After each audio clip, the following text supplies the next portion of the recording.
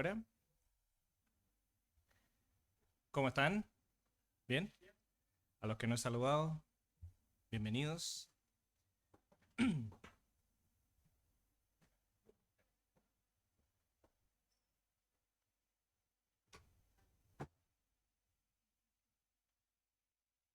Gracias. Bien, vamos a comenzar orando. Señor y Padre Celestial, gracias por este día que tú nos das, Señor, que podemos reunirnos en tu nombre. Gracias, Señor, porque en tu misericordia estamos acá, no porque lo merecemos, sino que porque a ti te place, Señor. Ayúdanos a estar atentos a tu palabra, a dejar cualquier distracción fuera. Úsame, Señor, cualquier cosa que diga que no esté en tu palabra, Señor. No lo permitas, Señor, quítalo. Ayúdame a transmitir solamente lo que dice tu palabra, Señor. Gracias por todo lo que estás haciendo. Prepara nuestros corazones y desde ya que podamos poner en obra lo que vamos a estudiar el día de hoy. Te lo pedimos en nombre de tu Hijo, Señor Jesús. Amén.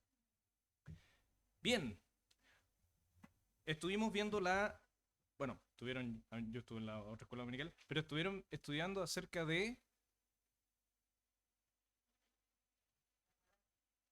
la parábola del sembrador. Yo voy a hacer hartas preguntas porque me interesa que esto sea dentro de todo participativo.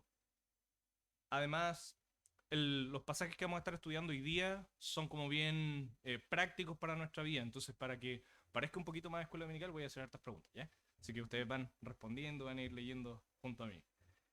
Y quiero detenerme en el último versículo que estuvieron estudiando con respecto a la parábola del sembrador. ¿Por qué? Porque tiene mucho que ver con lo que vamos a estudiar hoy día. De hecho, tiene todo que ver con respecto a lo que vamos a estudiar hoy día. Y dice, más la que cayó en buena tierra, estos son los que con corazón bueno y recto retienen la palabra oída y dan fruto con perseverancia. ¿Quiénes son los que son buena tierra? Fuerte, soy sordo. Los que dan fruto ya, pero ¿cómo dan fruto? ¿Y cómo perseveran? Lo dice un poquito antes. Tienen que hacer algo para perseverar, tienen que hacer algo para dar frutos. ¿Retienen la palabra? ¿Qué palabra? La palabra de Dios, que dice el texto, palabra oída, oída. Y hoy día, irónicamente, voy a hablar de lo que es oír la palabra de Dios. Entonces, no sé por qué pasan estas cosas, pero ocurren. Así que hoy día vamos a hablar de lo que es el oír. Porque la buena tierra tiene que ver con eso, con el que oye la palabra de Dios y persevera en eso que oyó. Y en eso que oyó y persevera da fruto. Y eso es muy importante porque nosotros podemos dar fruto, pero no todos los frutos van a venir de Dios. Podemos tener muchos tipos de frutos y podemos tener incluso frutos que son malos. Podemos tener frutos que son de vanagloria. Podemos tener frutos que parecen buenos, pero si no vienen del oír la palabra de Dios y de perseverar en ella, poco sirven. Y vamos a complementar esa enseñanza con los pasajes que vamos a estar leyendo el día de hoy. Porque son tres pasajes que al principio cuando los leí yo dije, ¿qué voy a hacer? Son tres ideas que no tienen nada que ver. Pero después leyendo, escuchando, me di cuenta de que hay un mensaje central. Y vamos a hablar de eso, estuvimos estudiando acerca de la parábola del sembrador. Pero hoy día vamos a estudiar qué significa realmente ser buena tierra. Vamos a estudiar eso de estos son los que con corazón bueno y recto retienen la palabra oída y dan fruto con perseverancia. Porque hoy día vamos a estudiar el cómo. ¿Cómo hacemos esto? Bueno, las tres enseñanzas que vamos a estudiar hoy día son del versículo 16 del capítulo 8 hasta el versículo 25 del mismo. Y son tres enseñanzas que ilustran de una manera muy práctica la actitud de aquel que es buena tierra. Estas tres historias no son porque sí, tienen un propósito. Y el propósito es que podamos trabajar o que el Señor pueda trabajar en nuestro carácter. Comencemos con la primera. Ítalo, ¿podrías leer? Capítulo 8, Lucas capítulo 8, versículo 16, y vamos a estudiar la primera sección, al 18, 16 al 18.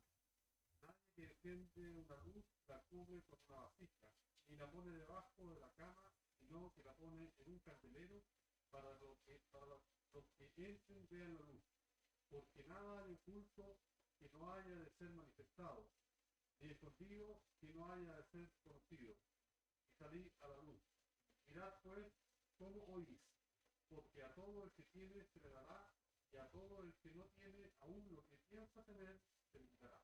Muchas gracias. Si tuviéramos que decir de qué habla ese pasaje, en una palabra, ¿de qué habla? De la luz, ¿cierto? De la luz. Y es cierto, el pasaje habla acerca de la luz. Ese es el tema que se desarrolla. Pero, junto con ese tema que se desarrolla, viene también una advertencia. Y aquí viene la segunda pregunta. Si el tema es sobre el ser luz, y cómo es la luz, y cómo funciona, y cómo debería comportarse la luz, ¿cuál es la advertencia? Que tengamos cuidado con. Eso es una interpretación, es cierto, eso es una correcta interpretación de lo que estamos viendo en el texto. Pero ¿qué es lo que dice el texto? ¿Cuál es la advertencia que el Señor dice, literalmente? Gracias, Ariel. Esa es la advertencia que el Señor hace en este pasaje. Mirad, pues, cómo oís. Ese mirad no es simplemente como, miren, ¿no? Ese mirad es como cuando alguien dice, cuidado, ojo, tengan cuidado por cómo oyen, por lo que oyen, por la actitud con la que oyen. Y ahí es donde lo anterior tiene sentido. ¿Por qué? Porque los versículos 16 y 17 están hablando del comportamiento de la luz. Y para ser sincero, lo que está diciendo Jesús es bastante obvio. No es algo así como fuera del otro mundo. De hecho, por eso él lo decía. Porque tenía mucho sentido lo que él estaba diciendo. Y es como, si yo voy a encender una luz, es para que ilumine. No para esconderla.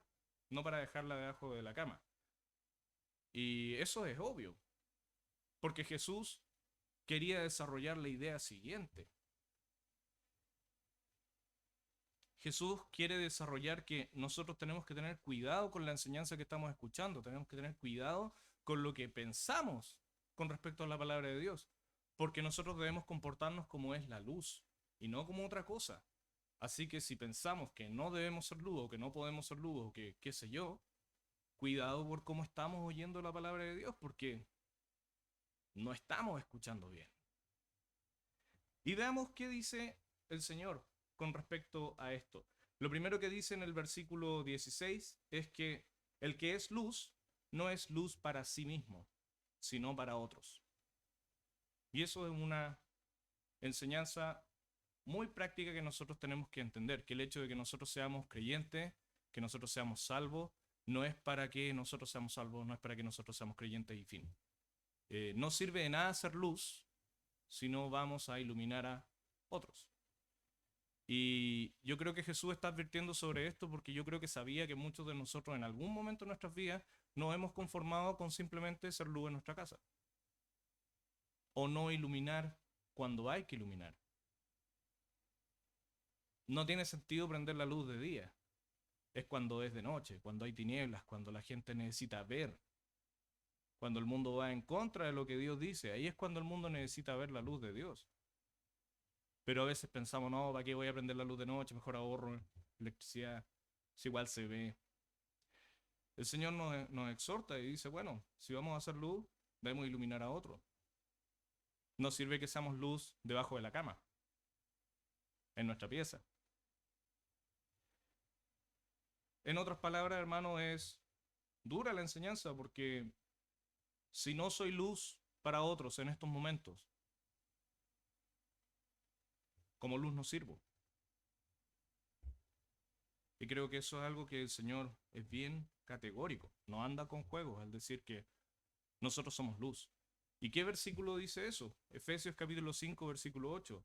Dice, porque en otro tiempo erais tinieblas. Erais, pasado, tinieblas. Mas ahora sois luz en el Señor. Andad como hijos de luz. Entonces la enseñanza bíblica respalda esa idea que nosotros somos luz. Somos luz. Por lo tanto, tenemos un trabajo que hacer. Así que cuidado si estamos oyendo que estamos bien como estamos, si lo importante es que creamos en el Señor y eso es todo. Cuidado con lo que estamos oyendo. Porque lo que deberíamos oír es, debemos ser luz. ¿En la casa? Sí, pero en el barrio, en el trabajo, donde hay oscuridad. Lo que pasa es que no queremos ser luz y seamos sinceros, no es agradable. ¿Por qué? Porque lo hemos dicho antes, la luz a veces se idealiza siempre con algo bueno, con algo agradable. Pero la verdad, para aquellos que están en tinieblas y que les gusta estar en tinieblas, la luz es un estorbo. Si nosotros somos luz en el mundo, nosotros no vamos a ser gratos, vamos a ser un estorbo, porque vamos a estar mostrando el camino que la gente no quiere ver. Hemos usado este ejemplo antes, es como cuando uno está durmiendo tranquilo en la noche y por alguna razón alguien enciende una luz. Uno no dice, oh, gracias, justo quería despertar de este sueño y ver todo con claridad. No, uno dice, oye, apaga la luz, pero ¿cómo? Pero avísame. Eso genera la luz en aquellos que están en oscuridad. Es la reacción normal. Por eso es que cuando los profetas fueron luz, Israel los asesinó. Por eso es que cuando el Señor hablaba la verdad, la gente quería matarlo. Por eso es que cuando tú hables del Evangelio o vivas el Evangelio, la gente se va a reír de ti. Y en este país la sacamos barato, porque eso es el precio, se van a reír de ti. En otros países te podrías hasta morir por eso. Pero cada quien carga con lo que puede cargar. El Señor le da lo que puede cargar. Y debemos ser luz en un mundo que no quiere luz. ¿Qué más vamos a darle vuelta a esto? No hay, no hay tibios ni matices. Hay que ser luz en todo lugar y eso va a traer muchas veces un precio. Por eso que no nos escondamos debajo de la cama. Debemos brillar. Versículo 17.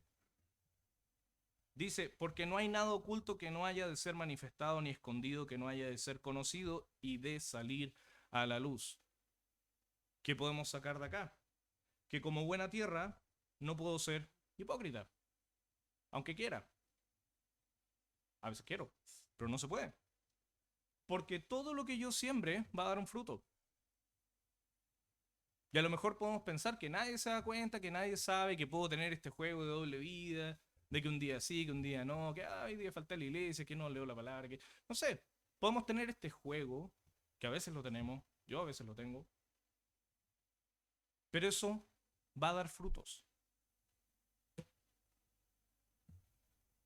Por lo tanto, si estamos en el Señor, si oímos su palabra, si perseveramos, como dice el versículo 15, vamos a dar frutos, frutos que van a ser del Señor.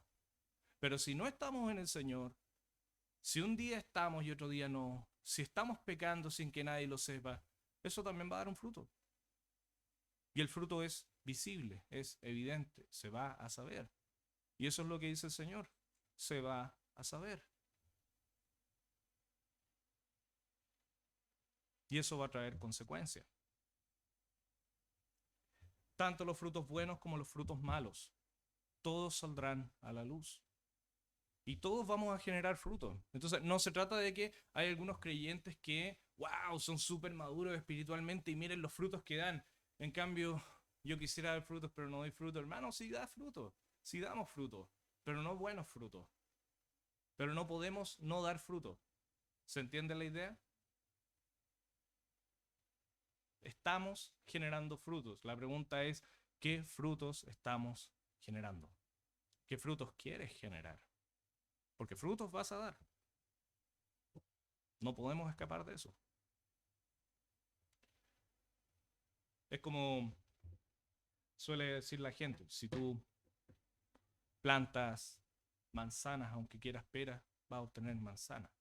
Entonces no podemos pretender llevar una doble vida, una vida que no agrade al Señor y después quejarnos porque los frutos no eran lo que nosotros esperábamos, los frutos son lo que nosotros sembramos. Entonces, cuidado con eso. Cuidado con lo que oímos, cuidado con lo que creemos inconscientemente, que no es lo que dice la palabra. Versículo 18, mirad pues cómo oís, porque a todo el que tiene se le dará, y a todo el que no tiene, aún lo que piensa tener se le quitará. Y esa es la enseñanza con la cual concluye esa idea. Y es que finalmente dar malos frutos no es poca cosa. Porque el fin de aquel que no da buenos frutos, el fin del que no es hijo de Dios o el fin del que es un creyente engañado, es que al final lo va a perder todo. Y eso es lo triste, que a veces pensamos que estando lejos de Dios, igual podemos salirnos con la nuestra. Y la verdad es que el que no está con Dios, no importa lo que haya acumulado en esta tierra, no importa el prestigio que haya ganado entre sus pares, al final va a estar delante de Dios y lo va a perder todo. Por eso es que a mí esos versículos que hablan acerca como de qué gana el hombre con ganar al mundo. Imagínense a alguien que logre realmente conquistar al mundo y ser el rey del mundo. Imagínense que alguien lograra eso. ¿De qué sirve si con eso pierde su alma? No importa lo que logremos en esta tierra, hermanos, no nos vamos a llevar nada. Todo aquello de lo cual el mundo está orgulloso, estudios, familia, posesiones, influencias, apellidos, todo eso va a desaparecer. Aún lo poco que tienen, lo perderán. Pero el que hace tesoros en el cielo, hermano, el que hace frutos en el cielo, o el creyente que lleva frutos en el Señor, eso es para siempre. Por eso, hagamos tesoros en el cielo. Por eso, la primera enseñanza nosotros podríamos decir que es cuidado con lo que oímos. Podríamos definirlo como ser oidores de verdad. ¿Cómo podemos ser buena tierra siendo oidores, pero de verdad, no oidores de mentiras? Oidores de verdad. No siempre nos gusta la verdad, no siempre es fácil la verdad, pero eso es eterno. Lo que nos lleva a la siguiente sección.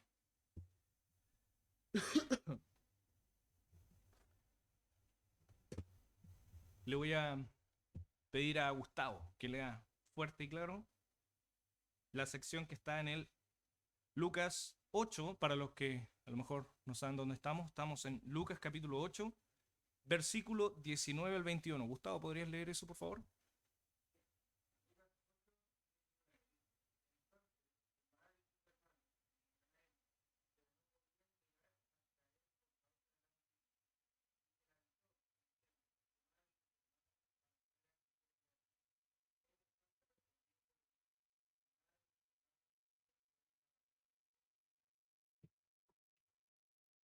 Jesús, tu hermano, tu mamá, están por allá lejos, no pueden verte. Mis hermanos son, y mi madre son, aquellos que, ¿qué dice la palabra? Que oyen y hacen. O sea que pesado Jesús pudo haberle guardado un puesto a su mamá por último, no sé, por los hermanos ahí que tal vez no. Este pasaje no está enfatizando o no es que nos esté enseñando que Jesús era descortés o era indiferente a su familia, ¿ya? No es el punto, no es que Jesús no le importaba a su familia. Jesús honraba a sus padres porque él no cometió pecado y Dios se agrada en eso. Honraba a sus padres, amaba a sus hermanos, pero no es el punto que Jesús quería enseñar en esta historia. No se trata realmente de sus hermanos físicos o su madre biológica. Se trata realmente de una enseñanza mucho más profunda que Jesús quería transmitirle al resto de las personas. Jesús quería enseñar que la forma de vincularse con Él es espiritual. ¿Y qué quiere decir esto? Que para Jesús, hoy día, no hay favoritos. No importa quién eres, no importa de dónde vienes, no importan tus estudios, no importa qué es lo que tienes, no importa tu apellido, nada de eso importa. A Jesús, ¿qué es realmente lo que le importa? ¿Cómo nosotros nos relacionamos con Jesús? ¿Qué es lo que te hace ser hijo de Dios? ¿Qué es lo que te hace ser discípulo del Señor? Los que son cercanos al Señor no son los que hemos mencionado antes, todas estas cosas que el mundo atesora. Los que son más cercanos al Señor son aquellos que oyen la palabra de Dios y la hacen. ¿Quieres estar cerca del Señor? No tienes que ganarte su favor, estar detrás de Él, hacerle regalitos. Que algunos creyentes pensamos eso, que hay que hacerle regalitos al Señor. No, ¿quieres acercarte al Señor? Oye su palabra. De verdad, ya estuvimos hablando de eso, oír de verdad, no oír cualquier cosa, oye su palabra de verdad y haz su palabra. Ponla en práctica, cúmplela. Y así vas a ser amigo del Señor. Hay un pasaje que habla de eso. ¿Quiénes son los amigos del Señor? Los que oyen mi palabra y la hacen. También Jesús habla de eso. ¿Quieres caerle bien al Señor? ¿Quieres estar cerca de Él? Óyelo, hazle caso. Eso es. El joven rico quería congraciarse y decirle, mire, yo he hecho todo esto, he guardado la ley. Quería tal vez caerle bien a Jesús y él le dijo, mira, haz lo que te digo. No podía. No podía hacer lo que él le decía. No fue cercano al Señor. Vamos a, una vez que hayamos terminado la, por decirlo así, la sección como de la enseñanza del tema o de los pasajes que están tratando, después, si nos alcanza el tiempo, vamos a hablar un poquito acerca de contextos, vamos a hablar un poquito acerca de cosas históricas que son también relevantes, pero no quiero distraerme por ahora de los temas que está tratando Lucas. ¿Por qué? Porque Lucas hay que entender que fue un evangelio, fue una carta escrita con un propósito. ¿Cuál era el propósito que tenía Lucas? ¿Alguien se acuerda? ¿Por qué Lucas escribió Lucas? Porque era Lucas, sí, obviamente, no iba a escribir Mateo. Pero, ¿por qué lo hizo? ¿Alguien se acuerda? Vamos, yo sé que saben. Los veo ahí diciendo. Lucas quería hacer un tratado que guardara las enseñanzas del Señor para compartirlo con una persona que se llamaba Teófilo. Si saben, si saben, Teófilo. Bien. Entonces Lucas dice al principio del Evangelio que ordena todas estas cosas según como sucedieron. Pero ese según como sucedieron no significa cronológicamente, sino que según las enseñanzas. Lucas es extremadamente ordenado para hacer su carta, porque no la presenta de manera cronológica, sino más bien temática. Eso lo dice MacArthur, no es que... No tenía idea, la verdad no tenía idea. Pero fue interesante aprender eso, que Lucas está ordenado de manera temática. Por eso si ustedes ven que de repente se habla de la buena tierra y después de que la luz no se pone debajo de la cama y después, oye, mi hermano son estos y estos otros, y después se habla de la tormenta, no es porque sí, hay una idea que Lucas está desarrollando para fortalecer a esta persona que se llama Teófilo, porque él también había oído, también había sido instruido. Entonces es un buen libro de, tal vez, de discipulado, Lucas. Bueno, vamos a hablar acerca de estos relatos y de estos contextos más adelante, pero para que sepan, esta historia también aparece mencionada en Marcos capítulo 4, en Mateo capítulo 8, y estos aparecen normalmente al principio del ministerio de Jesús, ¿ya? No pensemos que esto estaba ocurriendo al final, no, esto ocurrió relativamente al principio. No necesariamente después del sermón del monte, tal vez mucho antes. Pero lo que quería destacar Lucas es eso, que si bien hemos oído de verdad, debemos también, conforme a eso que oímos, debemos hacer. Y si queremos relacionarnos al Señor, nosotros debemos hacer lo que Él dice. Y eso es todo. Eso es todo. Quiero que vayan a Santiago, por favor, capítulo 1, versículo 22.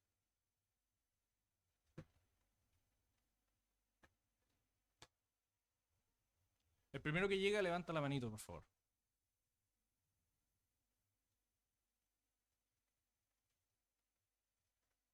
Mamá, ¿podrías leer Santiago capítulo 1, versículo 22?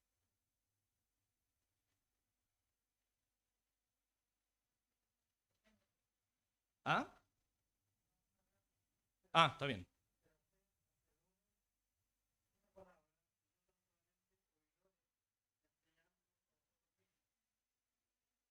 Interesante.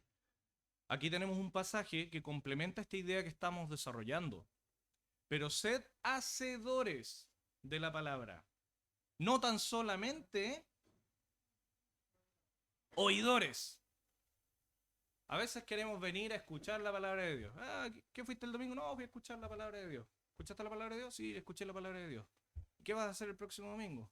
Escuchar la palabra de Dios. ¿Y qué vas a hacer durante la semana? Esperar el domingo. No, debemos hacer la palabra de Dios. Así que hermanos, los hago responsables de lo que están oyendo. Esto es para que lo hagan durante la semana, durante su vida. A mí es fácil decirlo, pero el Señor de cierta forma nos encarga eso. Y Santiago dice que debemos ser hacedores de la palabra. Hay muchos que somos expertos o son expertos en oír prédicas, pero poco en aplicarla. ¿Y saben qué es lo interesante de esto? Ese pasaje que acabamos de leer lo escribió Santiago. ¿Quién es Santiago? Oh, el hermano de Jesús. Es interesante porque la historia que estamos leyendo, Santiago seguramente también estaba ahí. Hoy está María, de tus hermanos, dentro de ellos Santiago. Y Jesús dijo, mi madre y mis hermanos son los que oyen la palabra de Dios y la hacen. Santiago en ese entonces no creía en el Señor. Su hermano no creía en él. Pero es hermoso ver cómo Dios obra en el corazón de Santiago. Y él muchos años después logra escribir algo como esto. Lo mismo que dijo Jesús. Seamos hacedores de la palabra, no solamente oidores. Porque él entendió que esa era la forma que él se iba a relacionar con Jesús, su propio hermano. Y si no me creen, veamos lo que dice el versículo 1 de Santiago, capítulo 1. Dice, Santiago, siervo de Dios y hermano del Señor. ¿Dice eso? No, pues hermanos, lean. ¿Qué es lo que dice? Santiago, siervo de Dios y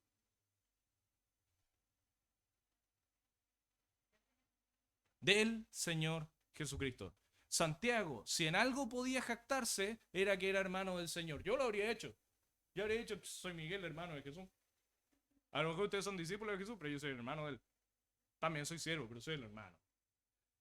Santiago se presenta a sí mismo, no como hermano de Jesús. Qué interesante eso. Santiago se presenta a sí mismo como siervo de él. Porque Santiago entendió eso, que la forma de relacionarse con Jesús, de la forma de estar comunicado con él, no era por medio de un lazo de sangre. Él entendió que eso valía bien poco, al lado de ser un siervo. ¿Y que hace un siervo? Lo que el Señor le ordena. En la Biblia es muy clara esa relación, que ha de hacer un siervo aquello que el amo desea. Y eso era lo único que quería hacer Santiago. A Santiago ya no le interesaba, creo, ser considerado hermano del Señor, sino más bien alguien que era obediente a él. Eso era lo que para Santiago tenía valor. Y a veces pensamos que las posiciones, que los cargos son importantes. He escuchado gente que dice, no, pero es que él es diácono, como que eso fuera algo. Es que él es pastor, que es la señora del pastor, como que eso fuera algo. No es que no sea algo, pero lo más importante, lo que al Señor realmente le interesa, no es qué cargo ocupamos en una iglesia, es si le estamos obedeciendo. ¿Se entiende la idea? Eso es lo que el Señor quiere enseñar, quiere plasmar. ¿Por qué? Porque van a haber circunstancias en la vida que van a ser sumamente difíciles, en donde las cosas se nos van a escapar de nuestras manos y vamos a tener que actuar. Y ese actuar no puede ser en base a lo que nosotros pensamos, tiene que ser en base a lo que él piensa. Miguel, ¿de qué estás hablando? Justamente de lo que viene en el pasaje siguiente. Una historia en donde hombres perdieron absolutamente la calma, perdieron el control de una situación, pensaron que iban a morir. Y lo único que tenían que haber hecho era descansar en el Señor. Vamos a estudiar sobre esa historia. Ahora estamos en Lucas capítulo 8, versículo 22 al 25. Emanuel, ¿podrías leerlo, por favor?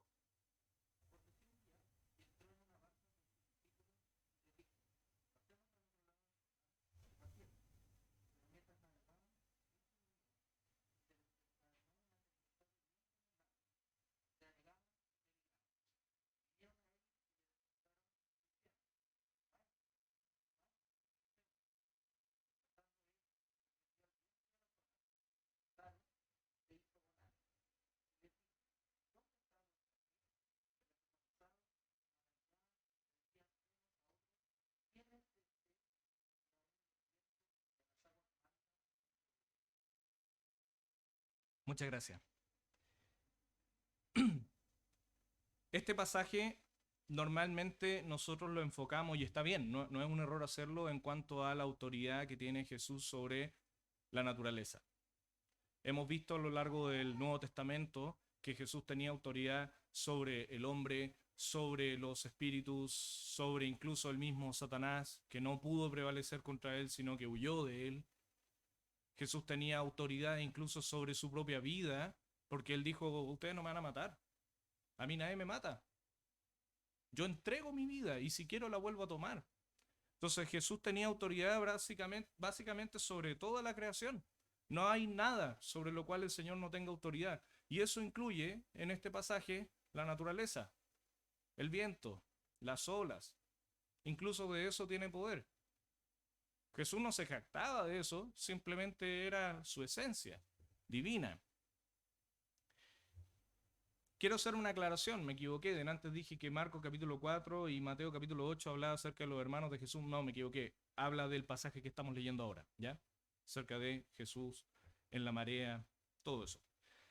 Esta es una escena en donde nosotros podemos ver que los discípulos y Jesús estaban en una barca. Algunos dicen que estaban en varias barcas, pero el tema era que Jesús estaba durmiendo en, en la cubierta del barco.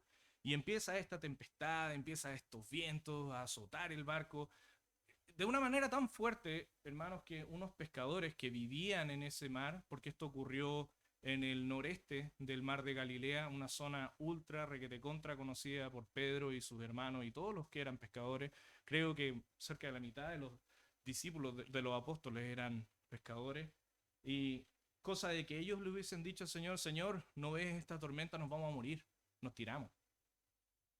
Sálvanos, Señor, nos tiramos. Pescadores, hombres que conocían esas aguas de memoria. Entonces, la tormenta fue tal que profesionales dijeron, hasta aquí llegamos. Entonces, no fue poca cosa esta tormenta. Claro, si yo hubiera estado ahí un poquito de marea, ya me habría puesto a gritar, Señor, sálvame. Pero esto debe haber sido una cosa seria, de verdad. Eh, Esto ocurrió cerca de Capernaum, cerca del área. Era una zona, como les decía, que era conocida para ellos. ¿Y qué es lo que nos muestra esta enseñanza? Bueno, varias cosas. Primero, que Jesús está durmiendo.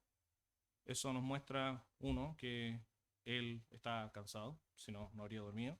Era humano, dormía también. También podemos ver que él era Dios, porque él no tenía miedo, distinto a sus discípulos. Entonces, este pasaje en un solo evento nos muestra dos áreas dos facetas. La divinidad de Cristo, al poder controlar la marea y no verse intimidado por una tormenta, sino que ser capaz incluso de dormir en una tormenta porque Él era Dios. Y también la faceta humana, de que Él estaba cansado. Era tarde y necesitaba dormir. Y eso hizo, durmió. Pero ¿qué nos enseña con respecto a nosotros? Porque la Biblia también nos habla a nuestras vidas. Y es que nosotros podemos ser igual que los discípulos, personas que podemos jactarnos o pensar que estamos cerca de Jesús. Lo hemos estado hablando, cómo yo puedo acercarme a Jesús. Podemos pasar años en la iglesia, qué sé yo. Pero a veces ante la menor dificultad, la menor tormenta, vamos a perder la fe, vamos a perder la calma, vamos a hacer tonteras. Tonteras. Producto de no poner los ojos en el Señor. Nosotros hemos oído la palabra del Señor, la palabra de verdad. Sabemos que debemos ponerla en práctica, debemos hacerla, y ese era el segundo punto, debemos hacer la palabra oída. Pero de nada sirve esto si nosotros, y aquí viene el tercer punto, no hemos creído en la palabra. Y creer no es simplemente, tengo una convicción de que esto es así, sino que uno realmente cree cuando es capaz de poner esto en obra, incluso en situaciones adversas, en momentos críticos, en momentos oscuros de la vida. Cuando uno está a lo mejor depresivo, que puede estarlo. Ese es el momento para aferrarte a la palabra de Dios y creer. Creer de verdad. Cuando estás deprimido, cuando estás triste, cuando tienes miedo, peligra la salud de alguien o tu bienestar o tu economía o lo que sea. Hay alguna amenaza cerca tuyo. Ese es el momento para creer la palabra del Señor. ¿Y qué es creer? Descansar. Descansar en el Señor.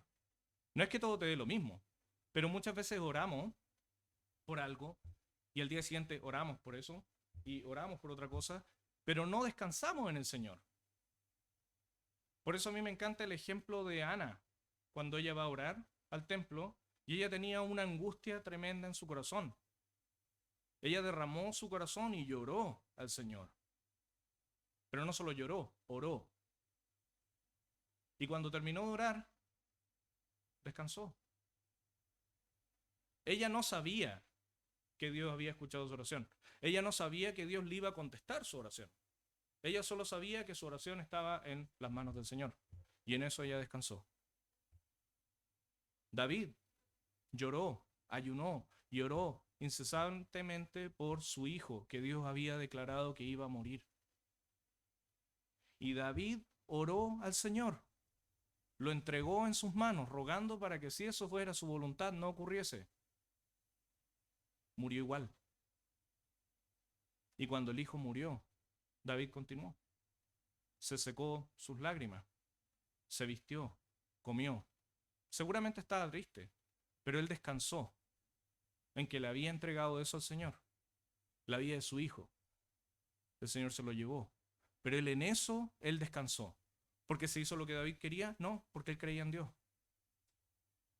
¿Y por qué? No lo sé, no sé por qué. Muchas veces van a pasar cosas en nuestra vida y no tengo idea por qué pasan esas cosas. A veces nos gusta decir todo tiene un propósito. Lo que no decimos es, tal vez nunca lo voy a entender. Y tenemos que lidiar con eso. Muchas veces van a ocurrir cosas en tu vida que no vas a entender el propósito. Tienen un propósito, seguramente, pero no lo vas a entender. La pregunta es, a pesar de no saber cuáles son los propósitos del Señor, a pesar de no entender cómo Él piensa, ¿puedes descansar en que Él está haciendo lo correcto? ¿En que Él es sabio? Eso es creer. Porque es fácil creer cuando pensamos que el Señor nos va a dar lo que queremos. Y si Jesús hubiese querido que la barca se hundiese y murieran todos los discípulos, bueno, eso no pasó. Pero es importante eso. Cuando yo creo en Dios, no creo en que Él va a hacer lo que yo quiero. Creo en que Él va a hacer lo que Él quiere y en eso yo descanso. Sea para bien o sea para mal. En otra escuela dominical mencionaron Sadrach, Mesach y Abednego en el horno que sepas que yo no me voy a inclinar ante ti, porque Dios si quiere me va a sacar y no voy a morir, no vamos a morir. Y si no quiere, nos tiramos, pero que sepas que yo no me voy a inclinar ante ti. Entonces ellos creían que Dios los iba a salvar del fuego, más que eso creían en la palabra de Dios. Y por creer en la palabra de Dios, ellos sabían que no debían inclinarse ante la estatua de Nabucodonosor. ¿Se fijan? Eso es creer, es hacer, es descansar y saber que Él tiene el control. Pase lo que pase, por más extraño que parezca, por más peligroso que parezca, es descansar en que Él tiene el control. Esos son los 3 puntos a tratar, que tiene que ver con la pregunta de cómo yo puedo ser buena tierra, que eso era lo que estábamos estudiando la semana pasada. ¿Quieres ser buena tierra? Bueno, el versículo 15 dice, aquellos que oyen y retienen la palabra. Después dice, dan fruto con perseverancia. Y ahí está el segundo punto que nosotros habíamos tratado en el pasaje. Oír la palabra verdadera y hacerla, ponerla en práctica. Y de nada sirve esto si no creemos en esta palabra, si no creemos en el Señor. Bien, eso es, y con esto cerramos más que nada como el tema a tratar, a desarrollar en cuanto a la enseñanza de estos pasajes. Yo no sé si alguien tiene alguna pregunta. Si no lo sé, voy a derivar la pregunta a otra persona. Pero no sé si alguien tiene alguna pregunta. ¿No? Nos quedan 2 minutos, así que quisiera mencionar un poco acerca de datos históricos, ¿ya? Datos que podrían complementar un poco más esta historia o cosas que podrían ser curiosas dentro de la enseñanza. ¿Me lo permiten? Lo voy a hacer igual. Bueno, algo interesante es la discusión que ha habido durante años, que para nosotros no es discusión, pero puede ser interesante conocer estos datos, porque puede que tengamos familiares que son católicos y pregunten sobre estas cosas. ¿Qué pasa con el versículo 19? Que dice, entonces su madre y sus hermanos vinieron a él. Este es un versículo que puede ser un poco controversial para un católico, no para nosotros, por el hecho de que ellos no creen que María tuvo más hijos, puesto que era la Virgen María. Entonces, ¿cómo explicamos esto? Bueno, aquí tengo algunos datos que quisiera compartir con ustedes. Primero que todo, esta creencia de que María realmente no tuvo hijos y que fue virgen y que de hecho ella misma fue concebida virgen, lo cual la palabra no dice eso, viene a partir del siglo II. No es algo que se hablaba en ese tiempo. No es algo que la gente en los tiempos de Jesús creía. María era una persona común y corriente.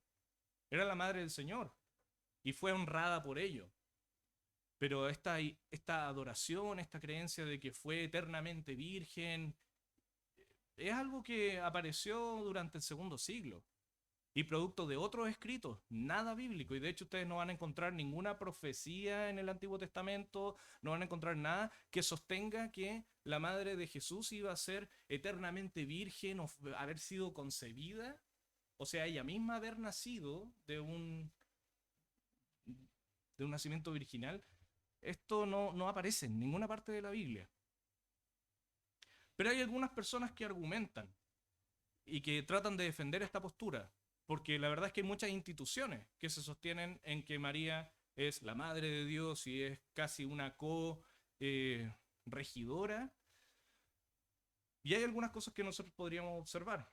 Y es que algunos dicen, bueno, tal vez no era... Ya, ok, eran los hermanos de Jesús, pero eran los hermanos de Jesús porque eran hijos de José, no de María, de un matrimonio anterior. Y esta postura tiene algunos problemas que son antibíblicos. ¿Y cuál es el problema? Y es que el Antiguo Testamento había profetizado que el Mesías iba a ser rey, ¿cierto? Por lo tanto, Jesús tenía que tener todas las condiciones.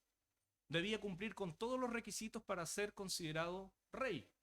Ya sabemos que viene del linaje de David, de la tribu de Judá, que nació en Belén, como había estado profetizado con respecto al Mesías. Pero si él no hubiese sido el hermano mayor, entonces él no hubiese podido ser heredero.